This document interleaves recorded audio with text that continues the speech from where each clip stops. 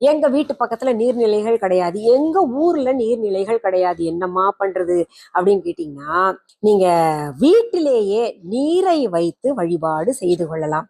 அன்றைக்கு என்ன பண்ணுங்க, நீங்க குளிக்கிற நீர்ல கங்காஜலம் கொஞ்சம் இருந்துச்சுன்னா அது குளிக்கிற தண்ணியில போட்டுக்கோங்க. மஞ்சள் போட்டுக்கோங்க.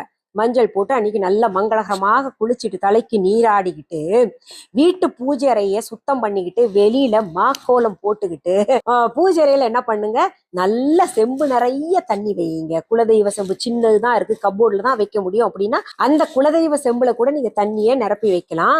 இல்ல பெரிய சொம்பு இருக்கு, இல்ல குடமே இருக்குங்க அப்படின்னா பித்தளை குடம், வெள்ளி குடம் எதுவாக இருப்பினும் அந்த குடத்துல நல்ல மண்பானை இருந்தா மண்பானையில் கூட நீங்க தண்ணி வைக்கலாங்க. வைத்து நல்லா அந்த பானையில செம்புல மஞ்சள் பூசி குங்குமம் வச்சு அதை காவிரி தாயாகவே நம்ம நினைச்சு அதுல வேணா நீங்க கும்பம் அமைத்து கொள்ளலாம். நீர் உள்ள போட்டு நம்ம தேங்காய் வச்சு மாவிலைகள் சுற்றி வச்சுட்டு